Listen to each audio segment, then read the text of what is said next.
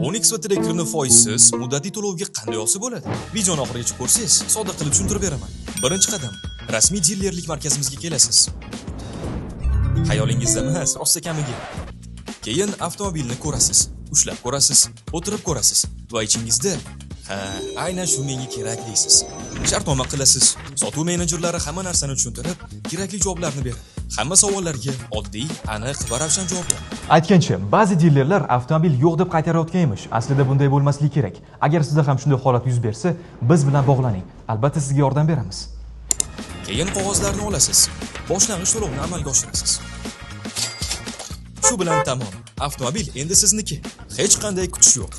Avtomobil hozirdonoq sizga xizmat qilishga tayyor. Qolgan to'lovni esa bo'lib to'laysiz. Lekin kechiktirmasdan, Hali ham o'tiribsizmi? Shoshiling, avtomobillar soni cheklangan.